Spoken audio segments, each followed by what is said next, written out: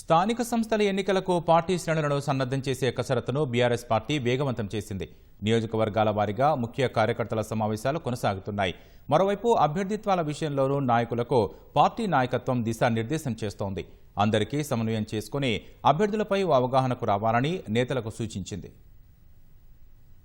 స్థానిక సంస్థల ఎన్నికల్ని రానున్న అసెంబ్లీ ఎన్నికలకు ప్రీ ఫైనల్స్ గా భావిస్తున్న ప్రధాన ప్రతిపక్షం భారత రాష్ట్ర సమితి వాటిని ప్రతిష్టాత్మకంగా తీసుకుంటోంది. లోకల్ పోల్స్ లో సత్తా చాటడం ద్వారా పార్టీకి పూర్వ వైభవం తీసుకురావాలని భావిస్తోంది. ఇదే సమయంలో రాష్ట్రంలోని కాంగ్రెస్ పాలనపై ప్రజల అభిప్రాయానికి స్థానిక సంస్థల ఎన్నికలు అద్దం పడతాయని అంటున్నారు. స్థానిక సంస్థల ఎన్నికలకు సంబంధించి సర్వేలు పూర్తి సానుకూలంగా ఉన్నాయని భావిస్తున్నారు. 32 జిల్లా పరిషత్లకు గాను 16 నుంచి 18 కైవసం చేసుకుంటామని ధీమాగా ఉన్నారు. ఈ పరిస్థితుల్లో స్థానిక సంస్థల ఎన్నికలకు పార్టీ శ్రేణుల్ని సన్నద్ధం చేయాలని, ఇందులో భాగంగా అన్ని నియోజకవర్గాల్లో ముఖ్య కార్యకర్తల సమావేశాలు ఏర్పాటు చేయాలని బీఆర్ఎస్ కార్యనిర్వాహక అధ్యక్షుడు కేటీఆర్ నేతల్ని ఆదేశించారు. స్థానిక సంస్థల ఎన్నికల్లో గెలుపే లక్ష్యంగా గడప గడపకు వెళ్లాలని, కాంగ్రెస్ చేసిన నమ్మక ద్రోహాన్ని ప్రజలకు వివరించాలని గులాబీ శ్రేణులకు కేటీఆర్ సూచించారు. అసెంబ్లీ ఎన్నికల్లో తమను కింది స్థాయి నేతలు, కార్యకర్తలు గెలిపించారని, ఈ ఎన్నికల్లో వారి గెలుపు కోసం తాము కృషి చేస్తామని భరోసా ఇచ్చారు.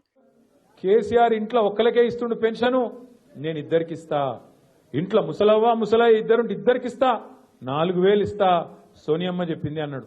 మరి ముసలోళ్ళు ముసలయ్యలు రేపు మీరు పోయి ఎంపీటీసీ ఎలక్షన్ల, జెడ్పీటీసీ ఎలక్షన్ల వాళ్ళకి ఇలా కాలు మొక్కి మోసం గుర్తు చేయండి కాంగ్రెస్ పార్టీది. ఎవడన్నా కాంగ్రెస్ వాడు ఓటు అడిగేందుకు వస్తే అదే కట్ట మడత పెట్టి తప్పకుండా ఏం చేయాలో అది చేస్తారు. ఒక్క సీటు కూడా కాంగ్రెస్ పోకుండా పూర్తి స్థాయిలో మళ్లీ గులాబీ జెండా ఎగిరే విధంగా చేసుకోవాల్సిన బాధ్యత, పట్టుబట్టి పనిచేయాల్సిన బాధ్యత మన మీదనే ఉన్నది. ఒక రకంగా మనకు మంచి జరిగింది. అప్పుడప్పుడు చీకటి చూస్తేనే వెలుగు విలువ తెలుస్తుంది. ఫైనల్ రాసే ముందు ప్రీ ఫైనల్ ఉంటుంది. ఇక ఫైనల్ మళ్ళీ 2028లో కొట్లాడదాం. కానీ ఇప్పుడు ప్రీ ఫైనల్ మీ ముంగట్నే ఉన్నది. మోసం చేసింది ఎవరో మీకు తెలుసు, చేస్తూనే ఉన్నది ఎవరో మీకు తెలుసు. కానీ మన వరకే తెలిస్తే చాలది. మనం ఏం పని చేసినాం, వాళ్ళు ఎంత మోసం చేసిండ్రు, లెక్కలతో సహా ప్రతి ఇంటికి పోయి చెప్పాల్సిన బాధ్యత మన మీదనే ఉన్నది. ఈ రాబోయే ఎన్నికలు ఆషామాషిగా తీసుకోనికి లేదు. ఈ ఎలక్షన్లను ప్రతిష్టాత్మకంగా కొట్లాడదాం. స్థానిక సంస్థల అభ్యర్థుల ఎంపికపైన బీఆర్ఎస్ ఇప్పటికే దృష్టి సారించింది. రిజర్వేషన్లను పరిగణలోకి తీసుకుని స్థానిక పరిస్థితులు ఆధారంగా తగిన అభ్యర్థుల్ని గుర్తించేందుకు ఇప్పటి నుంచే కసరత్తు చేయాలని పార్టీ అధినాయకత్వం నేతల్ని ఆదేశించింది. వీలైనంత వరకు అందరినీ సమన్వయం చేసుకుని ఒకే పేరుపై ఏకాభిప్రాయం వచ్చేలా కసరత్తు చేయాలని సూచించింది.